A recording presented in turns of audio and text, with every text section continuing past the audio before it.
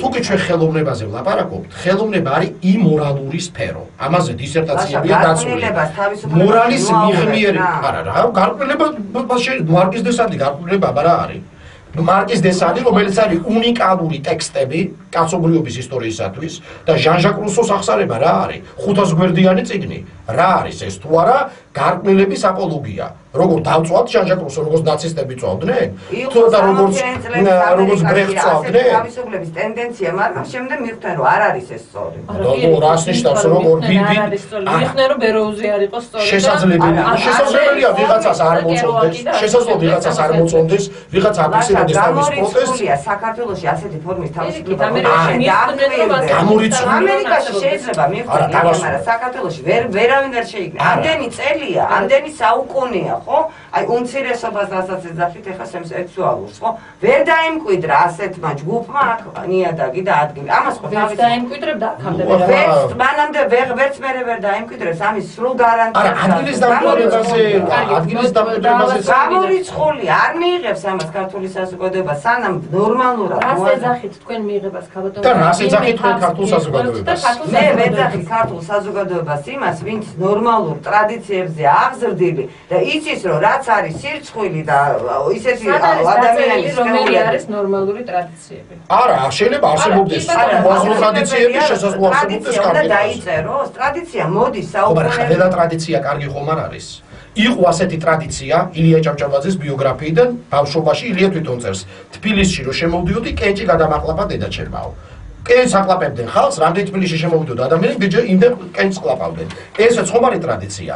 ტრადიცია არის ბამბანერგებს რო უდებდნენ სასახლეებში მიცვალებულებს. გავაგრძელოს შეიძლება დაუსვებად გავაგრძელოს ესე ტრადიცია კატობაია. ის რომ ადამიანს უნდა უყვარდეს დედა ან დედას უყვარდეს შვილი, ეს მიაკუთვნება საერთო ადამიანურ სათნოებათა კატეგორიას. ნუ თავისთავად ცხადია. შემდეგ არის რაღაცა კულტუროლოგიური ტრადიციები, რომელიც ასევე დროთა განმავლობაში რაღაც გარკვეულ რევიზიას ექვემდებარება. რაღაცეები იცვლება.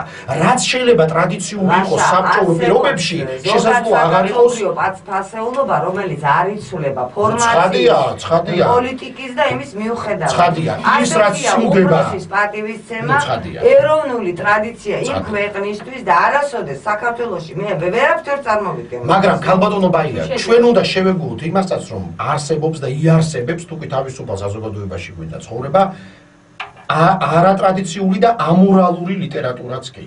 იმიტომ რომ ასეთი ლიტერატურაც არსებობს. არსებობდა და მაგრამ პრეზენტაციას იქ სადაც არის უმაღლესი და სადაც სწავლება პედაგოგი. ამას არ მნიშვნელობა არა. ძალიან დიდი. ის სტუდენტი თუ კი უნდა რომ გაიგოს ან მიაკვრევს ამ სისტემის როგორც არ უნდა მალო და როგორც არ უნდა აუხსნადო ხოიცით. უმაღლეს სასწავლებელში პედაგოგი, რომელმაც შემდგომში უნდა ბავშვის ცნობიერებაზე იზრუნოს, იმის არა, პედაგოგმა რა უნდა უთხრას, რომ ეს არ უნდა წაიკითხო და რასაც მე გირჩევ, მხოლოდ ეს წაიკითხო. პედაგოგი ხო იმ ბიბლიოთეკაში მისთვის არის, სტუდენტისთვის არის ბიბლიოთეკა, ჩემთვის კი არ არის. წიგნის მაღაზია. ქალბატონო ბაია. შედის არა მხოლოდ არა, მოდი ასე ვთქვა.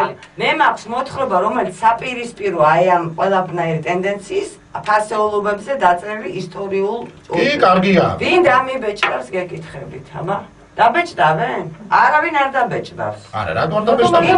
მოწონებათ ეს მოთხრობა დაბეჭდავენ. არა, მოწონთ ეს გემოვნების საკითხი. მოწონთ ის ვირისწყალოსანი, მოწონთ იმის ახარება, რაღაცა. რატო კარგი წიგნები არ გამოვიდა? არა, ასეთებზე არის გრანტები, ასეთებზე არის. იმიტომ რომ ეს არა მგონია ეხლა. ისევ გადაუმოწმებელი ინფორმაციას.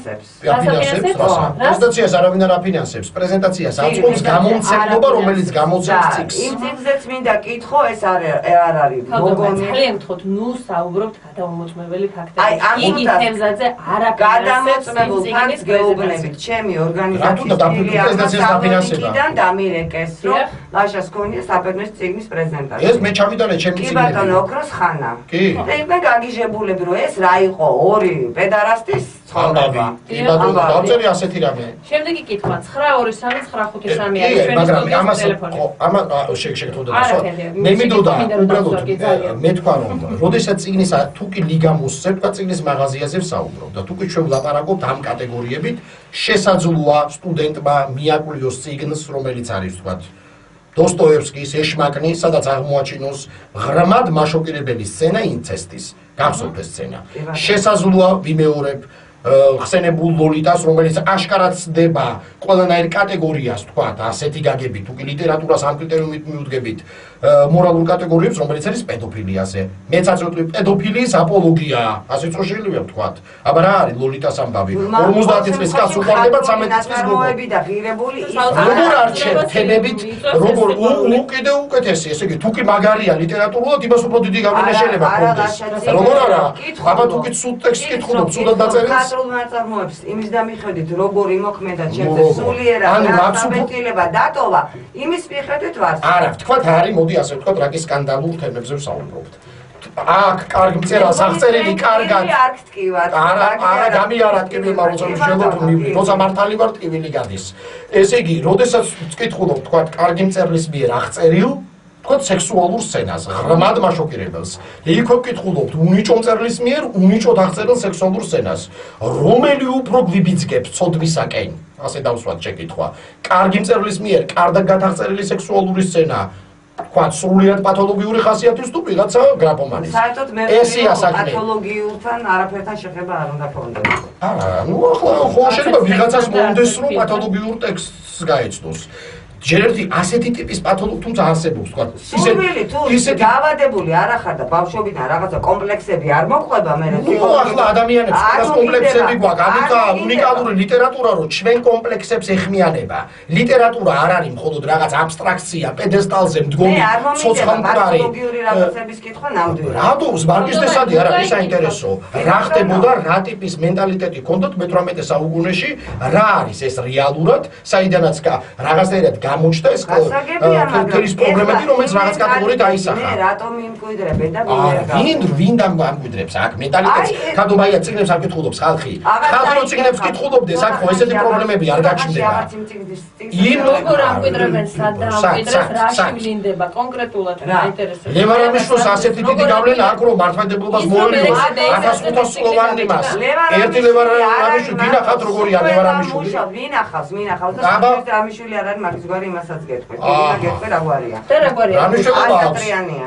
არა, ერთი წუთით ძალიან დიდი ბოდიში რას ნიშნავს? თქვათ და ასატრიანია. მე რატომ მალავს ნამდვილ გვარს? არა, რატომ ერთერთი თქვენ საიდან იცით რა გვარი არის და მეორე ერთი რომ იყოს ასატრიანი. ამას ნიშნის მოგებით ხალბატონებია, რატომ ამბობთ? რამითი ნაკლები არის ამაშუკელზე, კაკაბაძეზე, ამბუღაძეზე? ნამდვილად ნაკლები. რატომ არის ნაკლები? იმიტომ რომ სწორებია? არა ბატონო, იმიტომ რომ მალავს თავის წარმომავლობას. ძალიან ბევრ სომეხს ვიცნობ. ეს მე არ ვიცი პირველად ძალიან კარგი სომეხს ვიცნობ, რომელიც არის თავის გვარზე. ეს ხომ შოვინიზმია, ეს ხომ ფაშიზმია, აი ესეთი განცხადებები არა. აი სწორედ როდესაც სტუდენტებზე ვსაუბრობთ, ახლა მე ნიშნისგებით აი ესეთი საუბარი ამაზე უნდა ვიფიქროთ. ფაშიშია, ვიდრე ერეკლედეისაც. სახელმწიფოსთვისაც, იმიტომ და აი ამ შეცდომას უშვებენ ახლა. ბაიას ამ შემთხვევაში კონკრეტულად დაგვიგულისხმობ, მაგრამ მაინც მე ვფიქრობ, რომ დაფიქრება გმართებს, უფროსებს. ლევა რამიშვილთან მუშაობს თელი ჯგუფი. ნუ რა ჯგუფია ეს? რომელიც ამუშავებს ასაკეთებს პრაქტიკულად ესენი მიდიან ალენდალესის პროგრამით ფეხ და ფეხ თუ წაიკითხავ ლაშა. ზუსტად ნახავ იმას, რაცა გავხდეს. რა ვიცი ეს არ ვიცი ახლა. არ ვიცი აკრედულად მითხარი პრობლემა არის რომ ჩვენ ვთქვათ რასობრივი ნიშნით, ჰომოფობიური ასე ვთქვათ პათეტიკით და ასე შემდეგ და ასევე აი ეს აკრძალვების პათოსით და ზნეობრივი პათეტიკით ზნეობრიობას ასე ვერ დამიცავთ. ესე ვერ დამიცავთ ზნეობრიობის დაცვა სხვადასხვა ფორმები აქვს. უფლება მოვითხოვო რომ ჩემსას ღირებულს ნუ გალანძღავთ, ნუ შენს გეხება მაშინ მინია შენს გთხოვ ადამიანური ენით და ვინც ვერ გაიგებს ასჯერ ვეტყვით ხო? და ბოლოს წალაპარაკები და ჩვენ ვისი ჩვენი არ ესმის იმათ როგორ შევაგნებინოთ. როგორ შევაგნებინოთ ის რომ ჩვენ გდიახაც რომ ჩვენ ვართ მართლები. აი დარწმუნებული ვარ რომ მართალი ვარ. აბსოლუტურად დარწმუნებული ვარ რომ რა ტექსტიც მე დავწერე და რა ტექსტიც ერეკლე ისაცებ დაწერა ჩემი საზოგადოების გამოფხიზლებისთვის და ამ ფარისებლობის ასე ვთქვათ რათა ჩაქოლვისთვის ძალიან მნიშვნელოვანი თუ ადამიანს ამაზე ლაპარაკი. რომ ესეთი სიბინძურე ეს არ არის სიბინძურე. საზოგადოება გამოფხიზდა გეთახმები ოღონდ იმით რომ დროზე არის აღსაკვეთი. როგორ ეს იგი ცენზურა უნდა დავაწესო? როგორ სტალინურ პერიოდში როგორც ნაციზმი აკეთებდა, თუ შეიძლება მაშინ არა. ციგნებს წვავდნენ მაშინ, ასეთი არა, მაშინ გავაკეთოთ, ბოდიში არჩევანი გავაკეთოთ. აგერ ირანში 20 წლის წინ წინ აიათოლა ხომეინიმ გამოუცხადა ფატვა სალმან რუშდის. სიკვდილით დასჯა და დღემდე თავის მოკლის გამო არანაირი განსხვავება რა, იქაც ჩათვალეს. როგორ ნახსოვთ? წიგნის არანაირი მნიშვნელობა არ აქვს, ნინია, წიგს დაწვავ თუ იმ